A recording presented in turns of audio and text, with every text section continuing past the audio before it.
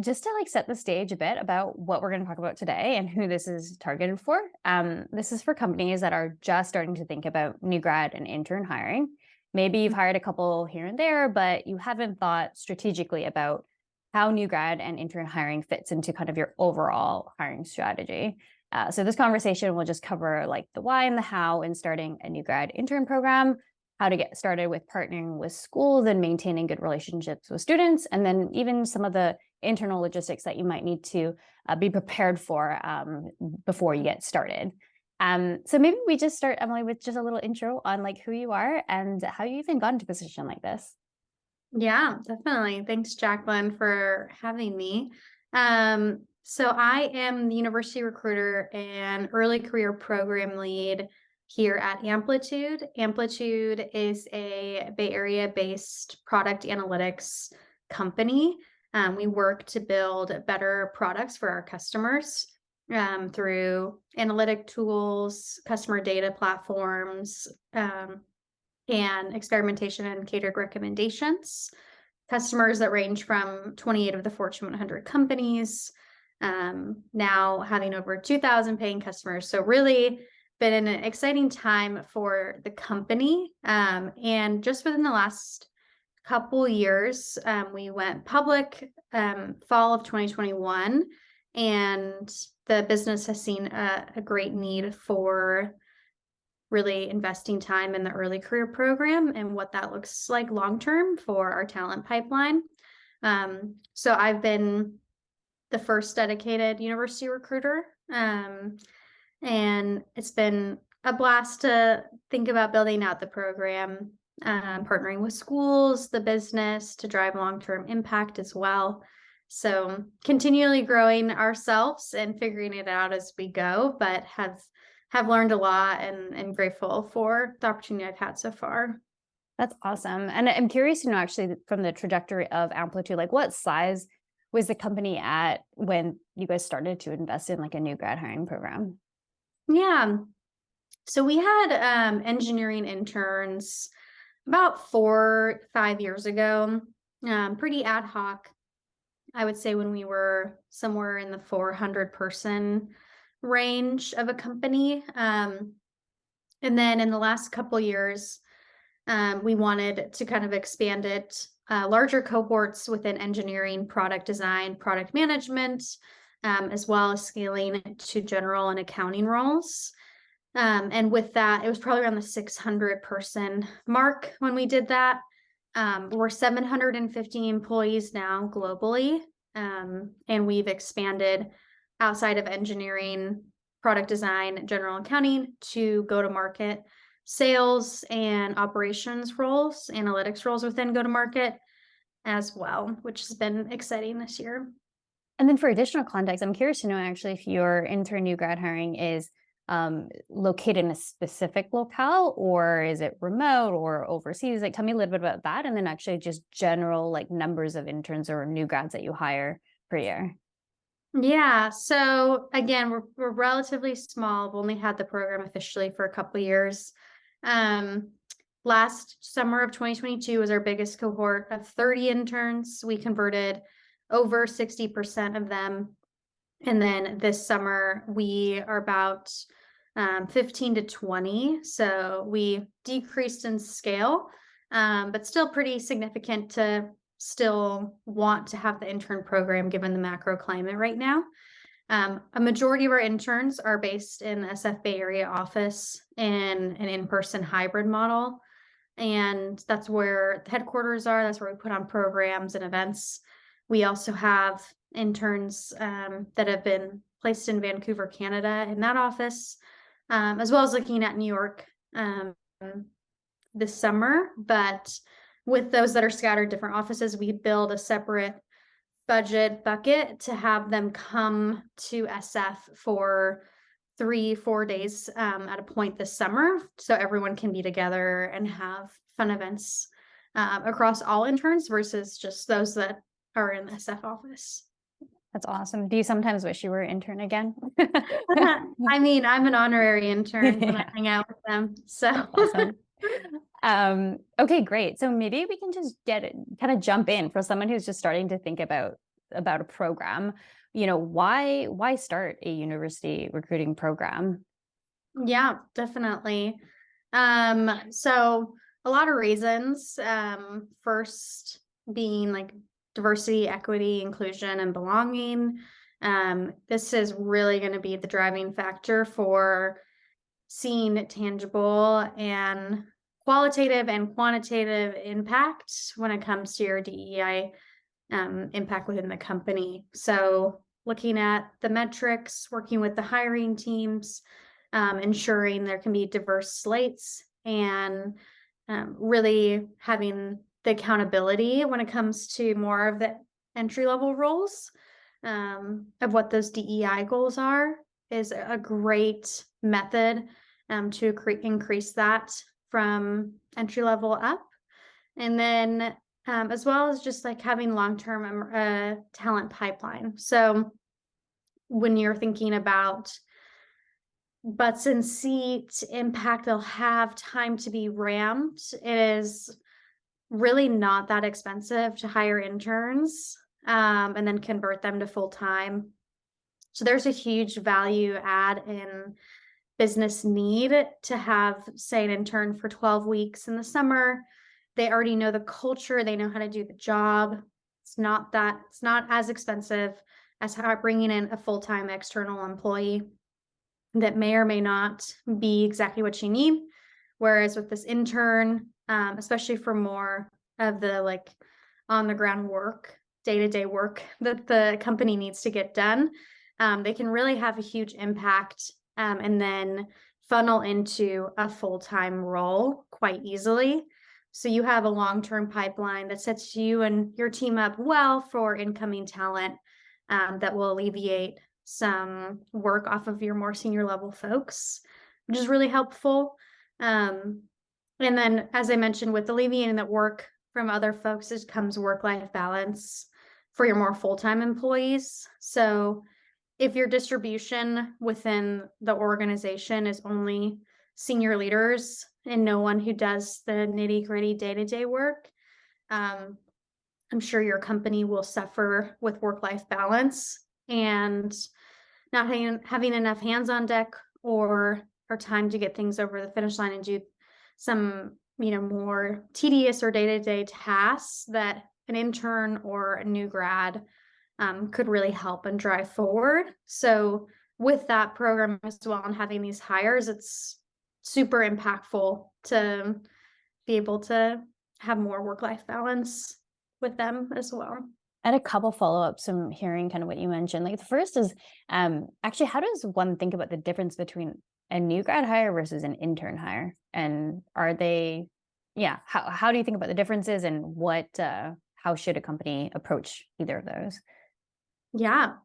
So an intern hire often is they're similar and separate. So an intern, someone who comes in, depends on your company and the structure. You can have an intern come in full time for the summer, which is the most common, and that's what we do primarily. You can have part-time interns during the school year, or you can be a part of a co-op structure within specific universities and programs.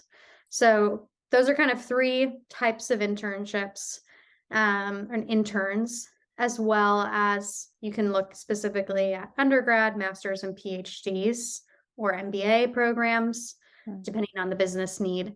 And then the new grads are those that then convert to full time, even post masters. They could have 2-3 years of full time experience, and we call them a new grad conversion, and just in that they come in post graduation. So a majority of those that we hire as interns don't graduate for another 6 months. So even if they're graduating with the master's, they're still technically part of the new grad conversion cohort that comes in. So it sounds like the typical strategy is to hire as an intern so they can convert into full-time, or is there also can there be a strategy for just new grad hiring? Or is that typically much more difficult if you didn't bring them on as Yeah, I mean, for us, it's interns to full time. Got it. We normally don't hire entry level new grads directly Okay. at school. We have better success in hiring interns, seeing how they work in the team, their performance, etc., and then bringing them on. Got it. Okay. Yeah.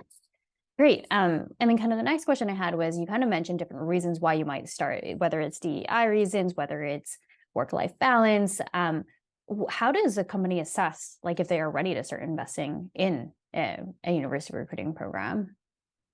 Yeah. A few ways. What things you really need to ensure you have ahead of time is leadership buy-in.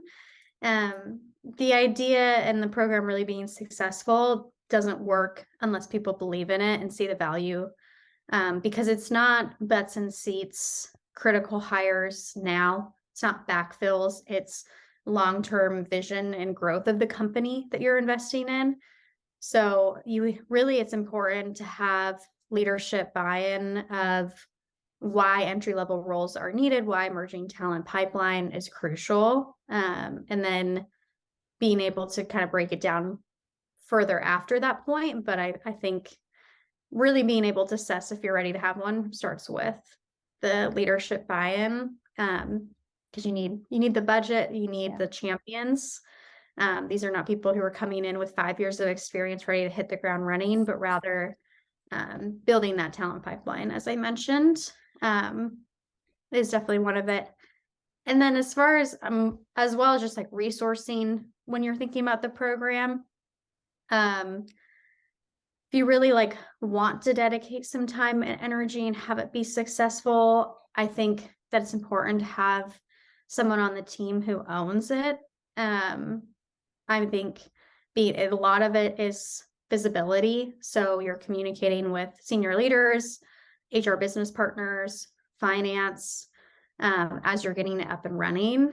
And you can't do like that in and of itself is a lot of program management in addition to recruiting. So it does take on a different type of role and hat for a recruiter to fill in this role. It can't just be like a full recruiter with nothing else and they're just expected to take on all of this other things. I think it's really valuable to have someone dedicated with ownership to it. Maybe two follows. One is on moving someone into that role. What have you seen as the most common tactic? Just hire someone external that has that kind of experience, or move somebody internal that kind of understands the business and has been in a recruiting role or a different role and moves into kind of this role to take on building out this program?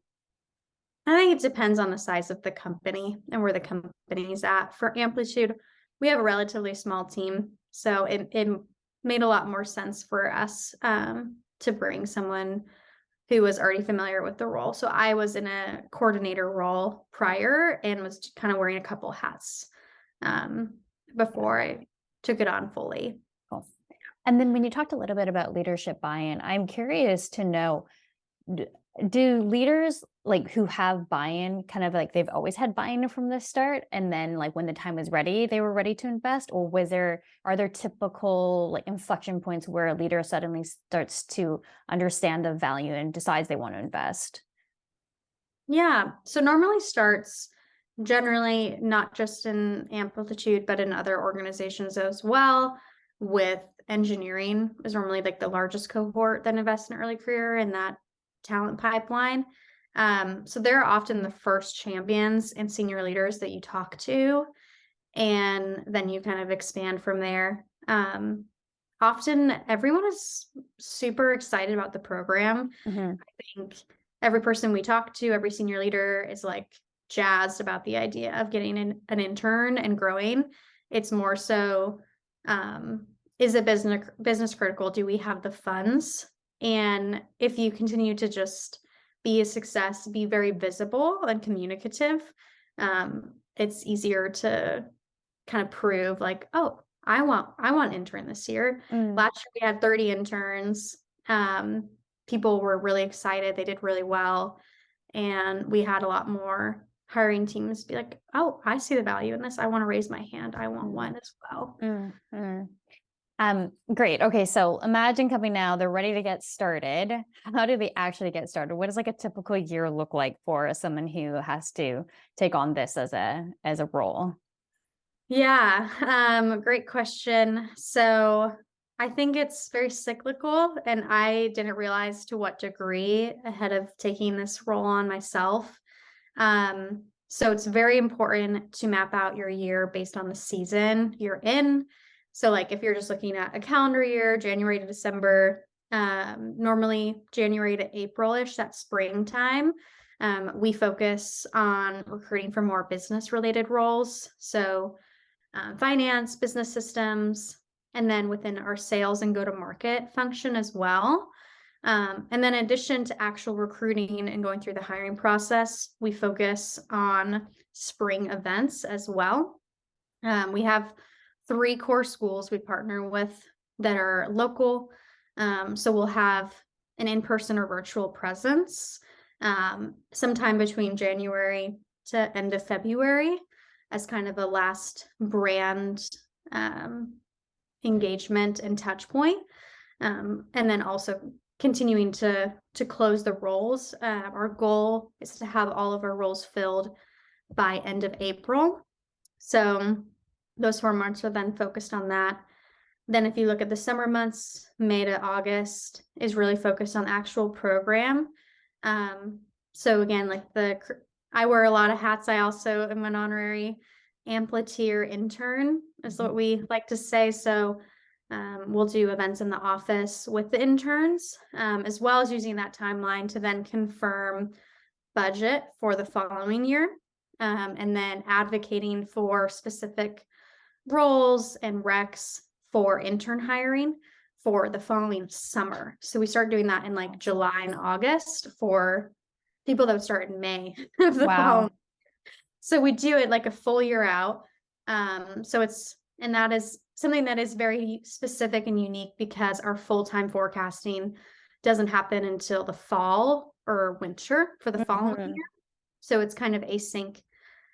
We do that because those candidates specifically for the technical roles that we're confirming, they're kind of trained and groomed to know to start looking for roles in September, October.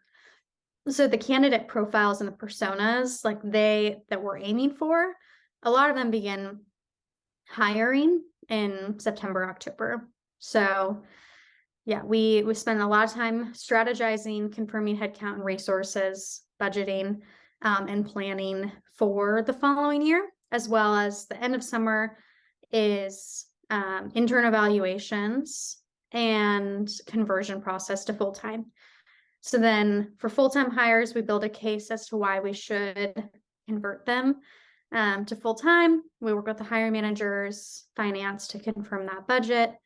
And we like to give offers before they leave, ideally. And that's in August, September. And then in the last months of the year, September to December, is then our fall winter season of recruitment. So we focus on more of those technical roles, as I mentioned, engineering, product design, product management, and accounting. And we start recruiting for those in October. And then we have also about 3 to 4 events that are targeted for those majors and candidate profiles from our core schools that we partnership as well. That is a busy year. When I first hear university recruiting, I never think about the actual running the program for whatever reason. I always think about there's the like recruiting and the interviewing and the, maintaining the program, but not like once they're actually on the job, and completely didn't think about, making sure that they are successful when they're on the job, thinking about converting them and the events that happen in office. So that's a lot to take on. Yeah, it is very cyclical. Like nothing happens all at once. Like Right. everything is kind of broken down by season. Yeah. Spring, fall, winter, summer. Every season you kind of have a different focus area, which some I like more than others. And it kind of keeps my job interesting Yeah. and ever changing, Yeah. which is fun too. That's But yeah, fun. when you think of university recruiting, you just think of going to career fair and Right. hiring, and that's where it ends. And It's definitely not the case. yeah. Um, so when people think about planning for actual headcount, like how do they know how many interns or new grads to bring on, and how does that number kind of relate to overall full-time headcount? Yeah. great question. So a lot of that is really dependent on, for us, we do something called like an intern headcount calculator, for Okay. example. So, in theory, we're not perfect at this. Mhm. We want we want to look at the distribution, in partnership with senior leaders and HR business partners, of current like P1 or P2 distribution within a specific department and team, and then compare it to our competitors and what we're seeing in the market. So, for example, we did a thought exercise, with our senior leader within engineering, and our engineering org as of last fall was 4%, P1 out of a P1 to P4, P5 scale. Um, and a lot of our competitors that we compare ourselves closely to within engineering, they aim to have 15 to 25% as P1. So if you look at that distribution level, we really don't have a lot of entry level engineers. Mhm. So again, the work-life balance piece, the impact they make, the type of work is really valuable. So with that sentiment and sharing that, we then use that distribution to kind of inform long term where we want to be. So we won't get to 20% in a year. Right. There's no way, but maybe we'll end up at 8%. Right. So in order to get to 8%, we need to hire a certain amount of interns, the following summer, with the knowledge that 50 to 70% of them are going to convert to full time, after they graduate, which would then increase our overall distribution, in the long term. And we know that they're great and that we enjoyed working with them, and we have that consistent pipeline. Um, so in theory, it would look like that type of exercise is what is it going to take for us to get to this number? And then breaking it down from there. And in case people don't know what a P1 is, could you elaborate on what that is or the Yeah. scale you mentioned? Yeah. So P1, sorry, is the individual contributor. So you have S's, P's, M's. There's a lot of letters for leveling, within a company. Essentially, what a P1 is just like think of an individual contributor, someone who's not a manager, is a Okay. professional, and then it's the lowest level. Got it. Okay. Got it. And then you kind of touched on this, but the percentage of interns that convert to full time, maybe shed some light around like maybe common reasons why that might not be 100%, or actually what is a target percentage that is a healthy percentage of conversion from intern to full time. Yeah. So for this, really, a lot of it is dependent by variables. So we look at, business need. So what type of work they're really going to be able to contribute to full time, and then also their performance throughout the summer, not just work ethic, but culture add. Did they align with our values of humility, ownership, growth mindset? Were they a team player? Um, did they have did they leave their ego at the door? Were they communicative? So we assess for all of those things. And then budget. So we look at how they're performing on a 9-box talent scale. So we want to think about if we're converting them to a full-time role and they're funneling into that full-time role by the end of the internship, they should be somewhere in the midpoint of what that role entails, maybe slightly below it. So they are pretty ramped, shows a lot of signal and strength that they could do that, role that they're flowing into full-time well. And then as far as what's healthy, I mean, ideally we could convert 100% of them, but that likely will never happen. Mm-hmm. Just various reasons, as I mentioned, budget, performance, business need. So we target to be, our goal is 60% internally. We hit it last year. The summer before that was 50%. And we kind of want to stay between 50% and 70% as the conversion rate to full time. as ideal. I think with the macro climate, a lot of that is shifting. Okay. So it might be closer on average to 30 to 50% Mhm. are getting converted, Mhm. um, just given the need. Yeah. But for us, historically and internally, we like to keep it and aim for 50 to 70%. Nice. That's helpful. That's helpful.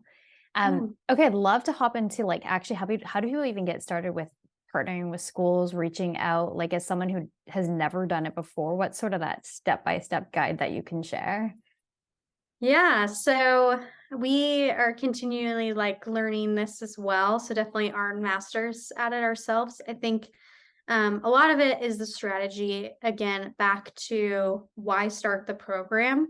So that initial question is what are the goals of the program? Is it just butts in the seat? Is it DEI focus? Is it driving long-term impact? Where do you see the value in the program? And then looking at specific partnerships and schools that are going to reflect that, initiatives of the program. So for us, we look at three core schools that we partner with locally. So we look at diversity demographics of that school is important, as well as types of programs and majors that are in line with the roles that we're hiring for. Of course, just wanting to make sure it's in line with the roles we could funnel them into. Um, and that's really a big part is just the location proximity. We have historically have tried to partner with HBCUs, and then also like our founder school. We've had better success with what we've seen with Gen Zs, and coming out of the pandemic is that people really value that in-person touch. In the last couple of years, we've had much more success Hmm, with the local schools that we partner with versus trying to partner more virtually with schools that are across the country. that's interesting. You kind Hmm. of mentioned to look at one, demographics, and then two, programs that the school offer to make sure it's aligned with roles that you're actually hiring for. Is that like how do you actually look up something like that for someone who's never tried? But like, is it just easily to Google like the school name and what the demographic is and the offering, or is there sort of like a tool or resource you use to easily search that up? Yeah, so Google is definitely a friend. And then there's a lot actually of like blogs out there that talk about this, that have done some deep dive into like the Hispanic serving institutes, for example, that are local, that are great. And then, so like UC Berkeley actually identifies as a Hispanic serving institute. You have to be over 20% Hispanic and to qualify as that. So a lot of that information is just readily available online. And then partnership and looking at different metrics within NACE, for example, National Association of Colleges and Education, I Okay. believe is what it stands for. So they're a great resource and tool Okay. at a higher level for collegiate Great. numbers and metrics. And so let's say you choose the schools that you kind of want to target. How do you actually go about partnering with a school? Is it just as simple as putting up a job posting, or tell me a little bit about other things you might need to think about to actually get started? Yeah. So, one, you have to, I think, identify what your budget is for for the program. Um, so for us, we operate from a pretty lean budget where it's not in the cards necessarily for us to go to 8 career fairs and be in person because that's the fastest way to spend a lot of money. Yeah.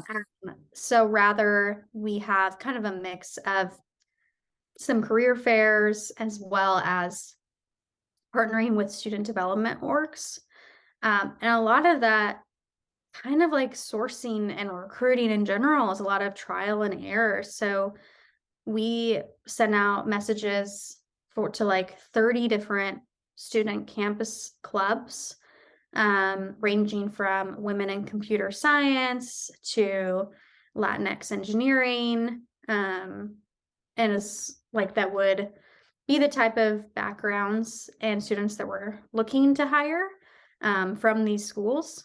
And, we eventually hear back from some that are interested, and we host more intimate gatherings with them. So, for just recently, about a month ago, we went to UC Berkeley and we gave a presentation in partnership with our Latinx employee resource group at Amplitude to their Hispanic Research Center and the students there.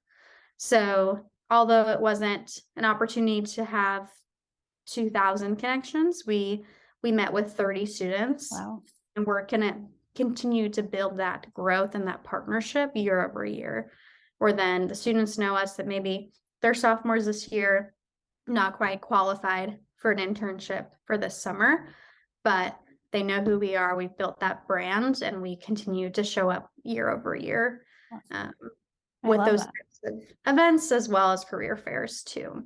It's just like so high touch and just so much more personal. I remember when I was in school and we did these events, and it's just like, I mean, I feel like the big brands come and they just try to kind of spray and pray and get as many people there. But I like this kind of high touch, more personal experience. Um, Mhm. is I guess like based on what your experience and your learnings, like what do students care most about, and how do you define success in a kind of university recruiting program in general? Yeah. So, the most common questions that we get is around culture, culture. How's the culture there? Tell me about the culture. What does the work life culture look like? That's the most common one I get. I think that they are told Yeah, um, I'm pretty sure. sophomore year of their undergrad, like make sure you go to a company that has a good culture, because that's like the number one question we get, and they're curious about, rightfully so. People are important. How you feel, like your sense of belonging within an organization is huge. So that's a big component. And then the growth opportunity and conversion rate. So they are often wondering what's next after an internship. What's the probability of converting to full time? I get that question a lot. How often have you hired this role before? And was the person before me successful? Did they get a return offer? Um, which completely makes sense. This is kind of a long game for them as well. Mhm. So they want to look at an opportunity that's going to set them up for success after the internship as well. I'm very curious to know if you see it more common that when you bring an intern on that they kind of wanna they're more likely to hop around and try out new internships, or that they actually want to stay with that one company and continue on post graduation. Um, yeah, I mean, our it depends on the company. At least for us, we've had pretty good success with converting those that we do extend offers to full time post internship. We have over an 80% conversion rate. Wow. So often the idea is that they're sold. Yeah. They spent 10 to 12 weeks with us this summer. They like the company, the culture, the growth opportunity, the events that we had. And if they leave that and they don't want to start their career at Amplitude, then that's honestly kind of on us that we didn't give them that experience that felt like they wanted to come back. I mean, those are some great numbers. I feel like sometimes when I talk to companies and they're kind of averse to bring in our program, it's because they've maybe had a bad experience where students don't like convert at a high rate. But like you mentioned, a lot of it is to do with the company and how well they built the experience and, incentivize the student to come back. And so it's definitely more kind of company dependent, it sounds like. Um, so I'd be curious to know just like tools and resources that you have, learned to need to be able to like successfully run a university recruiting program. Yeah, definitely. So as I mentioned before, I think having a dedicated team that has a lot of ownership and visibility into the business, driving impact. Even within my role, I have opportunities to speak directly to C-level people and like our SVP of engineering and say, this is the performance evaluation of all of the interns within your org. That's a really unique opportunity for a recruiter to get to have. And I think you really need to have that dedicated resource of someone on the team who can do that, as one. And then as far as technology and tools go, I believe an early career sourcing tool is key if you really think about the sophistication of the program. If you're targeting DEI initiatives or you're going to build partnerships with schools on campus or virtually, then having a tool like Ripple Match, or we personally use Ripple Match and have had great success with it. There's other tools out there that are similar, like WayUp, Handshake Premium. I'm sure I'm missing others, but essentially this allows you to like sort and filter by the importance of DEI or types of backgrounds and personas you're looking for. And then tracking all of these candidates, having a talent community and engaging with them with follow-up applications, nurture campaigns, really just having that extra touch point with these candidates after their application as well as after events, kind of is an all-in-one within those tools. And then as you grow, as far as the size of your program and sophistication, partners like Hatchways and HackerRank or CoderPad are great tools for technical roles and efficiencies. There's tools like Simba and Scholars. They're about like onboarding, evaluation process, programmatic once they're within the program. And those are all great and highly recommend, I'm sure. But I think as you really think about the resources you need, starting with the dedicated team, having someone who has high level of ownership, as well as the early career sourcing tool that's dedicated to that, because it is different than your full-time roles. I do believe that you need a different tool than just your regular applicant tracking system. Awesome. Yeah, I always hear that people who kind of invest in new grad interns, just the volume you get in is kind of incomparable to like a full-time hiring role. So you definitely need to kind of invest in tools. Before we kind of get into just talking about what you need to prepare for like internal teams, maybe last thing around, getting started with schools and making sure students are successful in the programs, like are there anything that you've noticed that companies go wrong most often or companies often forget about when it comes to preparing their program, or even things that maybe you've forgotten about in the past? Maybe shed some light there. Yeah, definitely. I know we definitely are not perfect at this, but just thinking about long-term planning versus being reactionary.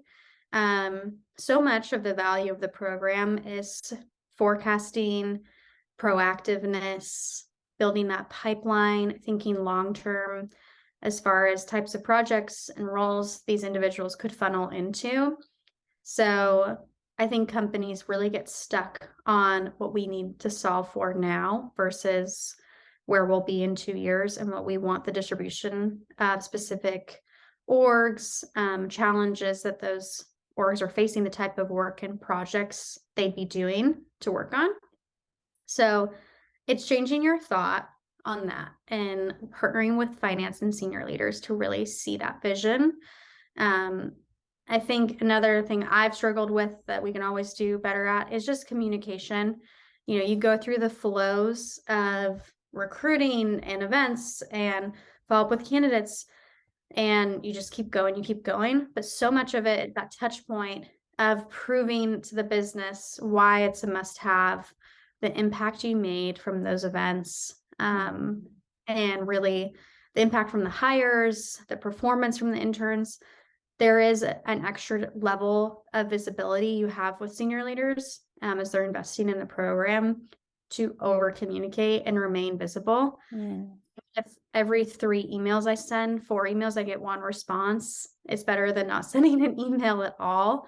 And I think we're continually learning that here is just the importance of visibility and communication, partnership with the key leaders within the company, and then really just shifting their thought to be more long-term success versus more short-term planning. I think that's a great step around over communication. I think that can be definitely not just in this program, but like just company wide, usually more communication, the better. It sounds like, I mean, you've definitely talked about the different types of departments and people you need to get involved. So when thinking about how to prepare your internal team, who are all the people that need to get involved in making sure that a program like this is successful? Yeah, I think first off, once you have the buy-in from senior leaders, you need to work closely with finance and your compensation team to understand how much the funding you really need for this would be.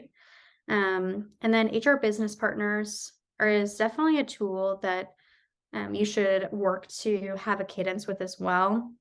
What we've seen is HR business partners have more of that like monthly, biweekly touch point with senior leaders that ultimately drive the decisions around these hires as critical. So having them on your team, seeing the importance of the work you're doing is really valuable. So looping in, I would say senior leaders first and foremost for their buy-in and being a champion.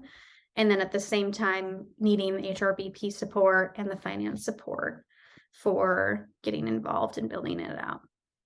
And then the hiring managers that decide to take on an intern or new grad, how does that process actually work of getting interest and then deciding who gets an intern or new grad? Often, this is still kind of gray or fuzzy for new areas that we grow in, but it's based on the senior leader's preference. So they could say, we're going to have 12 interns within engineering. We're going to have, based on the projects we're working on this summer, I need 8 back end and then 4 front end. And then I'd like these hiring managers to focus on them. And then we take that, and the hiring managers and I then work together to have an intake meeting, ensure that we're aligned on the types of backgrounds we're looking for, the initiatives of the program, setting clear expectations of our partnership and what their role as the hiring manager would be during the summer. And then we treat it often like a full-time role. So as I mentioned, a big part of the program is conversion to full-time. So is the goal. Mm-hmm. So we don't just want to bring in someone that is an internal person's second cousin that's a sophomore. We want to think more strategically about, could this person come back in 6 to 9 months, ready to go, have high impact, and what does that look like? So the hiring managers really actually understand that well, that I've seen, and there is grace. We look for coachability and the ability to learn in the interview process. We're not assessing them like a mid senior level person as an intern, but we do want to look for potential growth to that full-time role. So we go through the whole interview process and cadence, thinking, could they potentially convert to full-time as well? Yeah, got it. And by managing some of all of these stakeholders that you kind of mentioned, and you mentioned communication being such a key piece, what are like high level, all the resources or documents or things that you need to prepare to make sure that everyone gets the information that they need, everyone is prepared, and that, ultimately you run a successful program? Yeah. Wow. Where do you start? So I think internally having like a master sheet of budget, just like tracking hires, the recruiting cohorts of when we start hiring, the demand from the business, just having that organized as well for your own internal metrics and tracking. It's very key to stay organized, as well as ensuring that hiring managers are set up and the business is set up. We have like a intake form, a job kit, where we essentially work to build out what the interview process looks like, what the backgrounds we're looking for, what representation from the team is currently missing. And we use that as the starting point, as well as aligning on the job description. So we have a lot of those templates already created for the full-time recruiting role and team. So we just modify that to reflect the intern and new grad roles. And then we have something called an intern manager playbook where we give them at the start of the internship to the managers as a reference point around conversion process, any questions they have on mentorship. Each intern is paired with a mentor on the team outside of the manager. So if they have questions on what that process looks like, we kind of point them to this mega doc that should hopefully be a good guidance for them as well. Awesome. That's a lot to prepare. Tell me a little bit about like, who's a good fit for this role, like why you like this role or yeah, I'm just curious to hear about more about that. Yeah. Gosh, I think you have to really see the value in it. Um, I think that bringing on interns and new grad hires and partnering with schools and making a case to the business, um, it's going to get old if you don't see and recognize the impact of what you're doing. So I think having a connection to the students um, is really pivotal for whoever is coming into this role, seeing the value in the initiatives and why you're starting it. Um, I think just being able to be organized, remain proactive, high level of ownership, um, ideally is the type of person, but I think it does come down to that the person who believes in what the program does. Like a lot of it is highs and lows, and sometimes the lows are rough in Mm, in the program. So you got to believe that like long term there'll be more highs and the impact of your work is really valuable. that's awesome. Yeah. I know we covered a lot. Is there anything that you feel like we didn't cover that you think might be important to mention before we kind of close out? Um, no, I think this was great. I think we covered a lot. Thank you for the time. I think just advice for anyone that's getting started. Really lean on others in your community. People within the early career space are often really helpful. So reach out on LinkedIn, join URX, join these communities of people, and just begin data gathering, understanding best practices. Because we're all figuring it out together. It's kind of a very big, small world. So people are really wanting to help as well. So as you're thinking about kicking off a program, that definitely lean on the network that you could have. Great. Thank you so much, Emily. Thanks, Jacqueline.